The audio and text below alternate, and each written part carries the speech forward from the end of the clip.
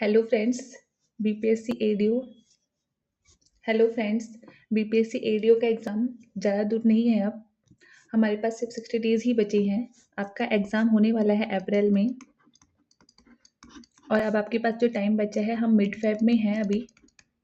अब हमारे पास जो टाइम है वो क्या है, सिर्फ फेब और मार्च। आज 12 फेब हो गई है। 60 डेज से भी कम टाइम बचा है हमारे पास में।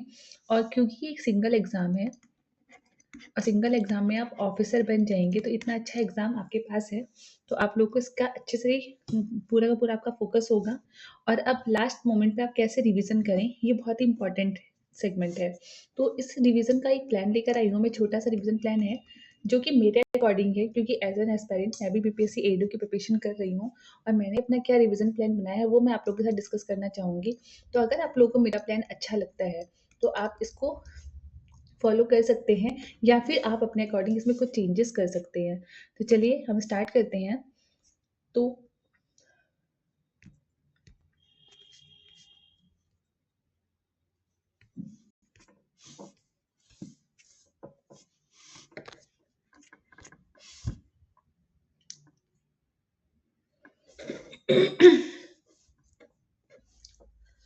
हेलो दोस्तों, तो जैसा कि आप लोगों को पता है कि बीपीएससी एडीओ का एग्ज़ाम अब आने ही वाला है। ज़्यादा टाइम आपके पास बचा नहीं है।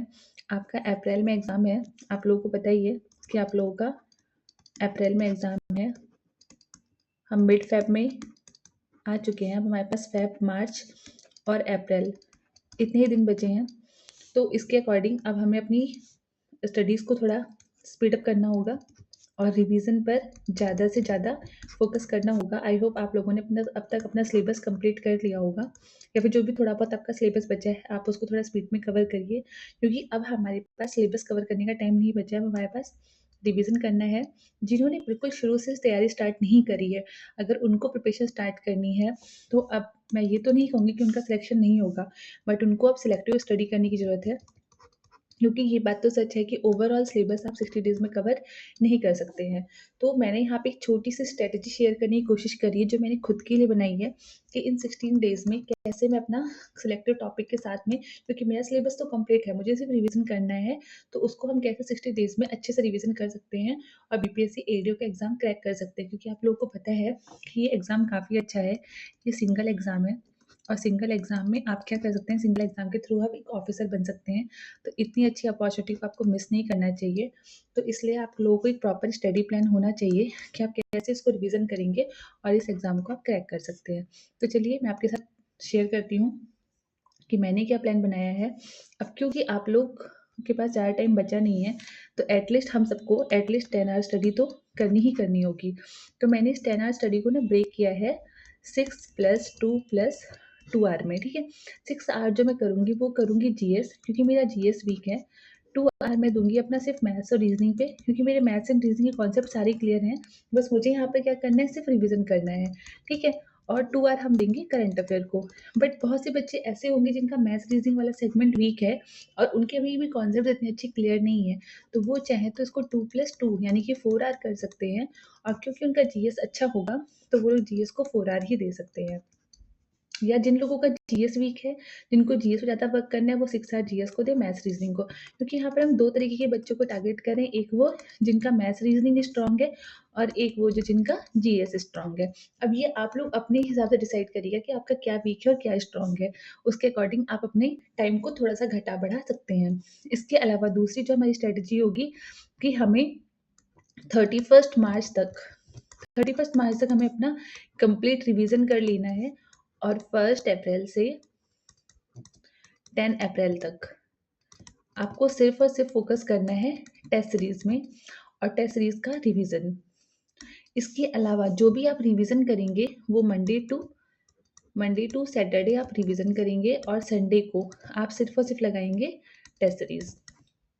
तो ये एक तरीके से मेरा छोटा सा प्लान है जिसको हम एग्जीक्यूट करेंगे। तो आइए देखते हैं हम किस तरीके से इसको एग्जीक्यूट करेंगे। तो सबसे पहले हम क्या करेंगे, हम अपने पूरे दिन को, पूरे के पूरे डे को अपने 3 स्लॉट में डिवाइड करेंगे। स्लॉट 1, स्लॉट 2, स्लॉट 3, स्लॉट 4 और स्लॉट 5।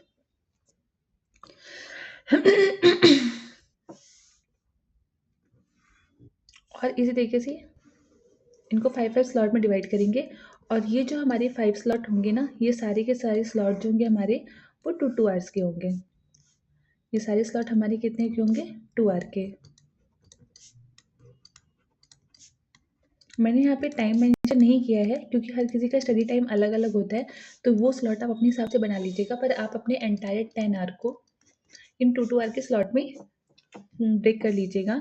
उसके अलावा आपका day Monday, Tuesday, Wednesday, Thursday, Friday, Saturday और संडे। अब स्लॉट 1 में आप क्या करेंगे, जैसे कि सपोज़ हम हिस्ट्री से स्टार्ट करते हैं और मैंने फर्स्ट डे क्या किया, एंशिएंट हिस्ट्री किया। एंशिएंट हिस्ट्री, तो आप जो स्लॉट 1 होगा ना, इसको मैं कलर चेंज कर लेती हूँ। आप अपना जो स्लॉट 1 होगा उसको ब्रेक करेंगे हिस्ट्री प्लस ज्योग्राफी में, स्लॉट 2 को करेंगे पॉलिटी प्लस इकोनॉमी में, स्लॉट 3 को करेंगे साइंस प्लस बिहार स्पेशल में, स्लॉट इसको करेंगे आप मैथ्स प्लस रीजनिंग में और स्लॉट 5 करेंगे आप करंट अफेयर में, ठीक है? तो अब चलिए हम यहाँ पे देखते हैं।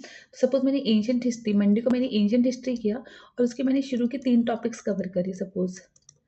जैसे कि अब मान लीजिए आपने किया स्टोन एज किया आपने, आईबीसी और वैदिक एज। किसी ने आपने कर लिया बुद्धिज़्म एंड जैनिज़्म, फिर आपने कर लिया मौर्य और गुप्ता पीरियड और उसके बाद आपने कर ली साउथ इंडियन किंगडम से इतना नहीं आता वो आपको आपने एंटायर कर लिया। तो इस तरीके से 1, 2, 3, 4 डेज़ में आपने अपनी एंशिएंट हिस्ट्री कवर कर ली। इसको आप करेंगे कैसे? आपने सपोज़ मंडे एंशिएंट हिस्ट्री उठाई और उस दिन आपने उठाया stone age, Indus valley civilization और वैदिक एज। तो इसको आपने क्या किया कि पहले तो आपने इसको रीड कर लिया। आप जो भी रिसोर्सेज़ फ़ॉलो कर रहे हैं, आप उससे रीड करिए और देन आप एमसीक्यू लगा लीजिए। तो आपका ये कंप्लीट थ्योरी विद क्वेश्चन तो आपका रिवीजन हो जाएगा। जैसे कि मैं क्या करती हूँ, मैं इनको रीड करती हूँ या आप किसी भी यूट्यूब के मैराथन देखते हैं, कुछ भी कर रहे हैं, फिर आप उन पे बेस एमसीक्यू लगा लीजिए। एमसीक्यू के लिए सबसे बेस्ट जो मुझे लगती है बुक वो है घटना चक्र। और मैं घटना चक्र के कुछ सेगमेंट्स आपको यहाँ पे करवा भी दूँगी, क्योंकि उसमें लगभग सभी एग्ज़ाम से क्वेश्चन्स दिए होते हैं। तो मैं क्या करती हूँ, पहले स्टोरी इंडस वैली और वैदिक, जैसे मैंने बुद्धिज़्म, जैनिज़्म पहले पढ़ा और पढ़ने के बाद मैंने क्या किया, घटना चक्र उठाई, उसके एमसीक्यूज़ लगा लिए। उसमें विद एक्सप्लेनेशन भी होता है, जो क्वेश्चन मुझे समझ नहीं आ रहा है, जो थोड़े अलग से, उनका मैंने एक्सप्लेनेशन वाला पार्ट कर लिया। तो इस तरीके से हम कर सकते हैं कि हम इस तरीके से कंप्लीट कर लें। ऐसे ही जैसे हमने एंशिएंट हिस्ट्री उठाया फर्स्ट डे मंडे को, ट्यूसडे को हमने क्या उठा लिया, ट्यूसडे को हमने इंडियन ज्योग्राफी उठा ली। अब इंडियन ज्योग्राफी सपोज़ हमने फिजियोग्राफी ऑफ इंडिया किया, फिजियोग्राफी ऑफ इंडिया किया, उसको पढ़ा, फिर हमने घटना चक्र उठाई और घटना चक्र से हमने उसके एमसीक्यू सॉल्व कर दिए। तो हमारा वो टॉपिक सेम डे पे कवर हो जाएगा। तो इस तरीके से हम कंप्लीट कर सकते हैं और इसको हम क्या करेंगे, इसका मैं टाइम जो होगा वो मैं अलग में बताऊँगी। ऐसे ही हमने पॉलिटी लिया, इकोनॉमी लिया। सपोज़ हमने पॉलिटी का क्या किया, पॉलिटी के हमने फंडामेंटल राइट्स करे, उसको पढ़ा और उसी दिन उसके एमसीक्यू लगा लिए। ऐसे ही हमें सपोज़ इकोनॉमी था, इकोनॉमी का हमने 5 ईयर प्लान उठाया, 5 ईयर प्लान उठाया या पॉवर्टी या अनएम्प्लॉयमेंट कोई भी छोटा टॉपिक उठाया, उसको सेम डे पे कंप्लीट किया और हमने उसके क्या करे, एमसीक्यू लगा लिए। ऐसे ही साइंस में हम क्या करेंगे, सपोज़ हमने बायो ली और बायो का हमने सेल चैप्टर लिया, इसको पूरा कंप्लीट किया और उस पे हमने क्या करे, एमसीक्यूज़ लगा लिए। जैसे हमने ह्यूमन फिजियोलॉजी लिया, उसको कंप्लीट किया और उसी दिन हमने उसके एमसीक्यूज़ लगा लिए। अब ये डिसीजन आपका अपना खुद का होगा कि आपको किस दिन कितना टॉपिक लेना है और उसको कितना कवर करना है। क्योंकि हर इंसान की एफिशिएंसी अलग होती है और हर इंसान का पढ़ने का तरीका अलग होता है, तो आप कितना कवर कर सकते हैं, ये स्ट्रैटेजी मैं आप पे छोड़ रही हूँ, क्योंकि आप लोग खुद अपनी स्ट्रैटेजी बनाएँगे, अपने अकॉर्डिंग करेंगे। ऐसे ही स्लॉट 4 में सपोज़ हमने मैथ्स लिया, मैथ्स का हमने परसेंटेज टॉपिक लिया, उसपे हमने उसको कवर किया, उसपे हमने 50 टू 75 क्वेश्चन सेम डे पे लगा लिए। अगर आपके पास टाइम बचता है तो आप एक छोटा-सा कोई रीज़निंग का टॉपिक, सपोज़ आपने ब्लड रिलेशन उठा लिया, उसके 10-15 क्वेश्चन कर लिए। तो इस तरीके से आप मैथ्स रीज़निंग करेंगे और करंट अफ़ेयर आप क्या करेंगे, आप मंथली उठाएँगे। जैसे कि अभी हम फ़ेब में हैं, तो हमने जनवरी 2026 के करंट अफ़ेयर कवर करे, फिर हमने फ़ेब के ले लिए, देन हमने मार्च के ले लिए। इस तरीके से हम कंप्लीट करेंगे। तो चलिए अब हम इसका प्रॉपर प्लान देखते हैं।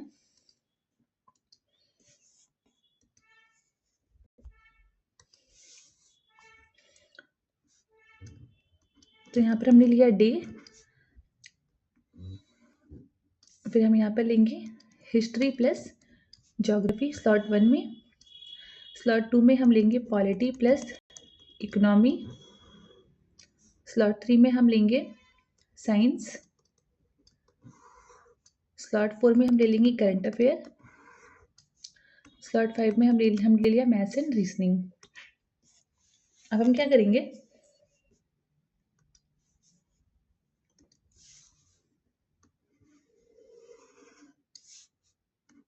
मंडे को हम करेंगे एंशिएंट हिस्ट्री,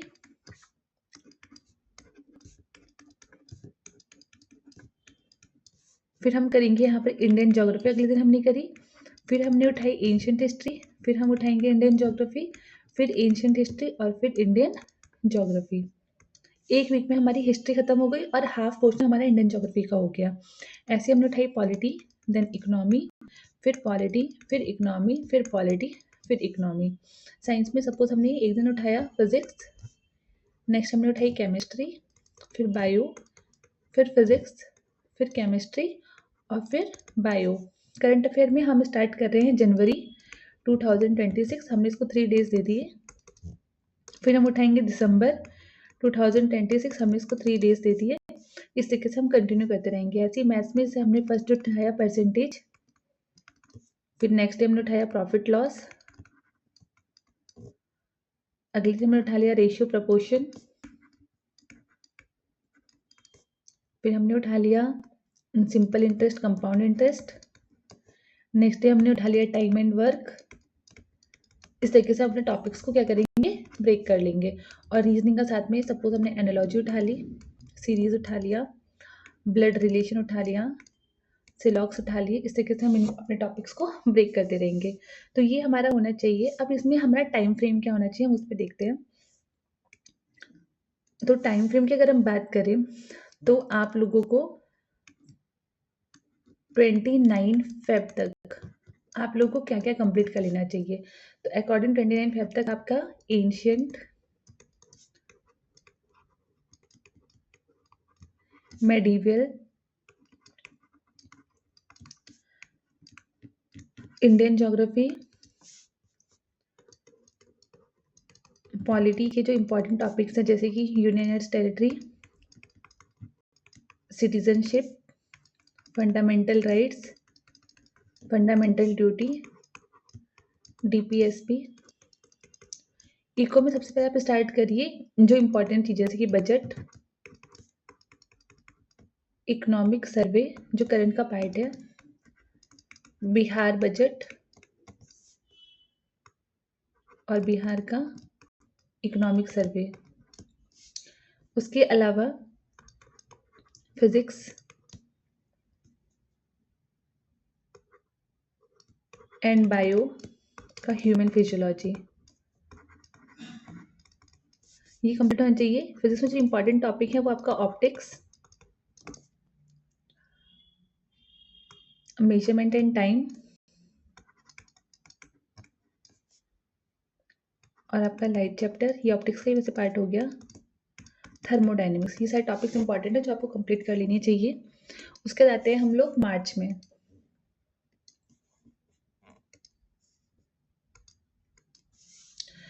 उसके बाद अगर आप ये आपका हो जाएगा, फिर आप मार्च से आप हिस्ट्री में स्टार्ट कर देंगे मॉडर्न, और आपको कंप्लीट कर लेनी है modern history plus physical and world geography. Polity में आपका कवर हो जाना चाहिए जितना भी यूनियन और स्टेट वाला पार्ट है, union executive, state executive, judiciary और लोकल गवर्नमेंट, मतलब एंटायर जो भी इंपॉर्टेंट टॉपिक है। लोकल गवर्नमेंट में आपको पंचायत म्यूनसिपैलिटीज होगा, जुडिशरी, यूनियन स्टेट, जो भी इंपॉर्टेंट पार्ट है मतलब कंप्लीटली आप पूरा इसको कवर कर लेंगे मार्च तक। उसके बाद आपका इकोनॉमी में आ जाइए। इको में जो भी आपकी इंपॉर्टेंट टॉपिक है, पॉवर्टी हो गया, अनएम्प्लॉयमेंट हो गया, उसके अलावा आपका 5 ईयर प्लान हो गया, नीति आयोग हो गया आपका, और कुछ इंपॉर्टेंट सेगमेंट्स जैसे कुछ इंपॉर्टेंट ग्राफ्स हो गए आपके, और भी जो जितने भी अदर इंपॉर्टेंट सेगमेंट्स हैं जो आपके एग्जाम्स में अक्सर पूछे जाते हैं, पीवाई का एनालिसिस करके आप देखना, वो आप कवर कर लेंगे। देन आप साइंस में आ जाइए। तो साइंस में आपकी एंटायर केमिस्ट्री, बायोलॉजी, प्लांट वाली भी, प्लांट किंगडम कंप्लीट हो जाना चाहिए, एंड ह्यूमन का जो बचा हुआ पार्ट है। उसके अलावा आपका फिजिक्स में कुछ टॉपिक बच जाते हैं, तो और साथ में आप कोशिश करिए कि जो साइंस है वो 20 मार्च तक ख़त्म हो जाए। तो लास्ट के जो 10 डेज़ बचेंगे ना, उसमें आप अपना बिहार स्पेशल कवर कर लेंगे, बिहार स्पेशल। तो इस तरीके से आपका कंप्लीट हो जाएगा सारा सब्जेक्ट मार्च तक, टिल मार्च तक। इसके अलावा अब हम आते हैं करंट अफेयर पर।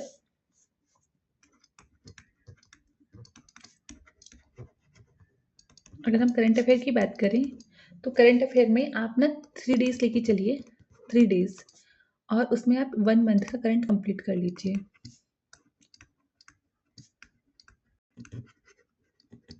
ठीक है, तो इस तरीके से आपको कितने मंथ के करंट कवर करने हैं? जनवरी टू दिसंबर, 12 मंथ आपके पास ये हो जाएंगे। फिर जनवरी, फरवरी और मार्च, 3 मंथ के ये हो जाएंगे, यानी कि 15। तो 15 इंटू 3, 45 डेज। 45 डेज में आपका करंट अफेयर कवर हो जाएगा। उसके बाद आप लास्ट के 5 डेज निकाल लेना, जिसमें आप कोई भी मैराथन से बिहार स्पेशल करंट अफेयर जो होते हैं वो कवर कर लेंगे। और आप जो कवर करना उसका टारगेट से अभी हम फेब में हैं, तो जन से स्टार्ट करिए, जन 2026, फिर दिसंबर 2025, देन नवंबर, फिर अक्टूबर। इस तरीके से आप पीछे से चलिएगा, तो इस तरीके से आपका करंट अफेयर का भी कंप्लीट कवरेज हो जाएगा। और जैसे आपने ना जनवरी 2020 का करंट अफेयर कवर किया, तो बहुत सारी आपको यूट्यूब वीडियोस मिल जाएंगी, जहाँ पर आप क्या कर सकते हैं, इस पे बेस एमसीक्यूज लगा सकते हैं। तो उससे ना आपका करंट अफेयर रिवाइज भी हो जाएगा। फिर नेक्स्ट आप क्या करेंगे, अगर हम मैथ्स रीजनिंग की बात करते हैं, मैथ्स और रीजनिंग की बात करें, तो आपका स्टार्टिंग में जो मेन फोकस होना चाहिए वो मैथ्स पे होना चाहिए। और वो भी ऐसे टॉपिक्स जो थोड़े बिग होते हैं, जैसे कि आपका परसेंटेज हो गया, जैसा कि परसेंटेज हो गया, थोड़ा सा बड़ा है ये। उसके जो आपका हो गया प्रॉफिट लॉस हो गया। और ऐसे टॉपिक उठाइएगा जो एक ही चीज़ पे बेस है, जैसे परसेंटेज पे आपका प्रॉफिट लॉस भी आ जाएगा, रेशियो प्रपोर्शन भी आपका परसेंटेज पे आ जाएगा, एजीज आ जाएगा, एवरेज आ जाएगा। जो ऐसे टॉपिक होंगे उनको आप एक बार में खत्म करेंगे, जैसे कि compound interest and simple interest. जैसे आपने टाइम एंड वर्क स्टार्ट किया, तो time and work, work and wages, pipes and cistern, speed, time and work. तो इस तरीके से आप टॉपिक स्टार्ट करेंगे ना, एक सीक्वेंस में लेंगे, तो आपकी प्रैक्टिस और भी अच्छी हो जाएगी। और जैसे भी आप कोई टॉपिक करते हैं, आप उसका कॉन्सेप्ट समझ लेते हैं, तो एट लीस्ट उस टॉपिक पे आप 50 टू 75 क्वेश्चन लगा लीजिए। अगर आपने इतने क्वेश्चन लगा लिए एक टॉपिक पर, अगर आपने 50 क्वेश्चन भी लगा लिए, तो आपका वो टॉपिक जो है वो बहुत ही स्ट्रांग हो जाएगा। और साथ साथ में आप रीजनिंग करते रहिए। आपका टारगेट होना चाहिए कि 20 मार्च तक, 20 मार्च तक आपका मैथ्स कंप्लीट हो जाना चाहिए, और आपकी एटलीस्ट 70% रीजनिंग भी कवर हो जानी चाहिए। फिर लास्ट के जो 10 डेज बचेंगे आपके, लास्ट के 10 डेज आप उन चैप्टर को अगेन रिवाइज करना जिनमें आपको प्रॉब्लम होती है, जो आपको थोड़े से टफ लग रहे थे। और रीजनिंग के जो बचे हुए चैप्टर हैं उनको कंप्लीट कर लेना। तो इस तरीके से आपका मैथ्स और रीजनिंग भी कंप्लीट हो जाएगा। उसके बाद एवरी संडे आप एक टेस्ट सीरीज लगाना, कंप्लीट टेस्ट सीरीज। जैसे कि आपने किस दिन जीएस की उठा ली, नेक्स्ट वीक आपने उठा ली मैथ्स और रीजनिंग की। ठीक है, इस तरीके से आप कंप्लीट टेस्ट सीरीज लगाना। और इसके साथ में आप कोई एक टेस्ट परचेज कर लेना जो सब्जेक्ट वाइज होते हैं।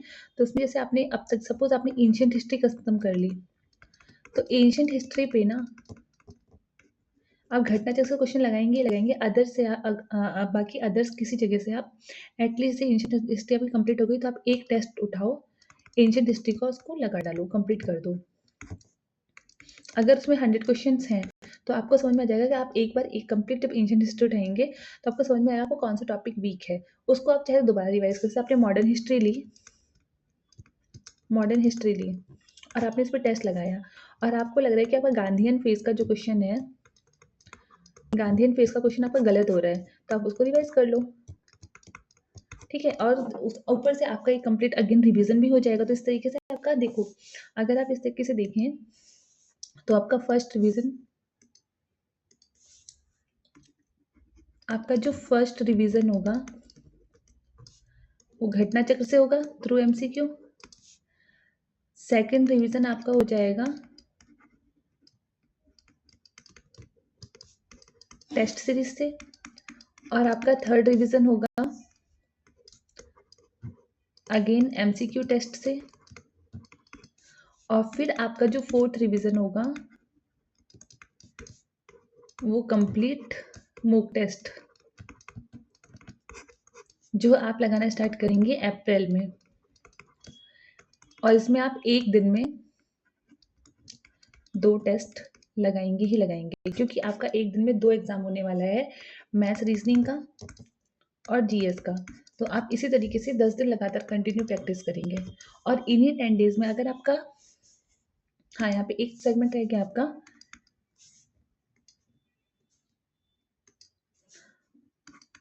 इंग्लिश और हिंदी का। ठीक है, अगर आपका इंग्लिश और हिंदी स्ट्रांग है, ठीक है, तो फिर तो आपको क्या करना, जब आप वीकेंड पे, वीकेंड यानी कि संडे में जब आप टेस्ट लगाते हैं, उसका रिवीजन करते हैं, उसके बाद थोड़ा सा आपके पास टाइम बचेगा, तो आप 1 से 2 आवर का टाइम ले लीजिए, एटलीस्ट 2 आवर ले लीजिए, जिसमें 1 आवर आप इंग्लिश कर लीजिए। कहीं से भी आप सिंपल कोई मैराथन देख लो, या फिर आप क्वेश्चंस लगा लो, या प्रीवियस ईयर क्वेश्चंस लगा लो। 1 आवर आप इंग्लिश कर लो और 1 आवर आप हिंदी कर लो। अब जैसे कि अगर आपको लगता है कि आपका हिंदी बहुत स्ट्रांग है, तो आप इंग्लिश का टाइम बढ़ा दो। आपका हिंदी काफ़ी स्ट्रांग है, तो आप अगर आपका हिंदी वीक है, तो आप हिंदी का टाइम बढ़ा दो। वो आप अपने अकॉर्डिंग, आपकी फ्लेक्सिबिलिटी है, आप अपने हिसाब से कर सकते हैं, और वरना आप 1-1 आवर दे सकते हैं। और लास्ट में जब आपका अप्रैल आ जाएगा, अप्रैल में आप अल्टरनेट डेज पे या 3 डेज के डिफरेंस पे आप एक मॉक टेस्ट लगा लो। इतना सफिशिएंट है आपकी इंग्लिश और हिंदी के लिए, क्योंकि आपका हिंदी इंग्लिश क्या है, क्वालिफाइंग है। तो इस पे अपनी एनर्जी वेस्ट करने से बेटर है वो एनर्जी आप कहाँ लगाएं, अपने मैथ्स रीजनिंग पर और जीएस पर। तो ये भी एक पूरा प्रॉपर प्लान था। अगर आपको लगता है कि इसमें आपको कुछ समझ में नहीं आ रहा है, आपको कोई डाउट है, तो आप मुझसे पूछ सकते हैं। तो इस तरीके से आप अपना कंप्लीट कवरेज कर सकते हैं, और कोशिश करिए कि आप हर दिन, हर संडे आप टेस्ट सीरीज जो लगाएंगे, जो आप हर संडे टेस्ट सीरीज लगाएंगे, उसका रिवीजन भी करेंगे। तो उसका थोड़ा एनालिसिस इस तरीके से करिएगा कि एक नोटबुक लीजिएगा, और उसमें आप नोट करिएगा कि आपका किस टॉपिक से क्वेश्चंस ज़्यादा गलत हो रहे हैं, और जो क्वेश्चन रॉन्ग हुए हैं उनके भी नोट्स बनाना। ज़्यादा टाइम नहीं लगेगा, जो क्वेश्चन रॉन्ग हुए उनके नोट्स बनाना, और इसके अलावा जो क्वेश्चन राइट है ना, उसके भी नोट्स बना लेना, तो वो आपको रिवीजन करने में हेल्पफुल रहेगा। और जो रॉन्ग हुए उनको नोट्स बनाएंगे, और ये दिन देख लेना कि किस क्वेश्चन से ना, किस टॉपिक से क्वेश्चन गलत हो रहे हैं, तो उन टॉपिक को एक बार आप अगेन शॉर्ट रिवीजन कर लेना। तो अगर आप इस तरीके से प्रैक्टिस करेंगे, तो आपके एग्ज़ाम क्वालिफाई होने के चांसेस बढ़ जाएंगे। तो ये मेरा प्रॉपर प्लान था। All the best. ये पूरा प्रॉपर प्लान था, और now all the best for exam and preparation also.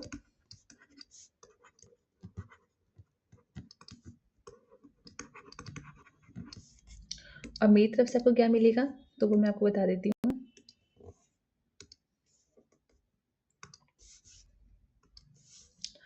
मैं कोशिश करूँगी, ट्राई करूँगी कि आपको मैराथन टाइप वीडियोस दूँ, जो मैं खुद भी पढ़ूंगी, वो मैं आपके लिए वीडियो डाल दूंगी। और स्पेशली मैं डालूंगी घटना चक्र की वीडियो। तो अगर आप लोग चाहें तो मेरी वीडियोस देख के आप एमसीक्यू प्रैक्टिस जो है ना, वो रिवाइज कर सकते हैं, एमसीक्यू रिवाइज कर सकते हैं। मैं घटना चक्र की यहाँ पे वीडियोस डाल दिया करूँगी। कुछ करंट अफेयर की भी अपने नोट्स जो होंगे वो यहाँ पे प्रोवाइड करवा दूंगी। और मैथ्स और रीजनिंग के, मैथ्स के एटलीस्ट 20 क्वेश्चन और रीजनिंग के 10 क्वेश्चन टॉपिक वाइज यहाँ पे अपलोड कर दूंगी। ये तो मैं आपसे प्रॉमिस करती हूँ, ये आपको एवरीडे वीडियो मिलेगी।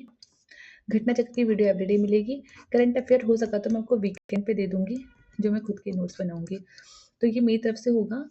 और इंग्लिश और हिंदी आप लोग अपने एंड पे कर लीजिएगा। तो ये इतना मैं कोशिश करूँगी आप लोग को प्रोवाइड कराने का।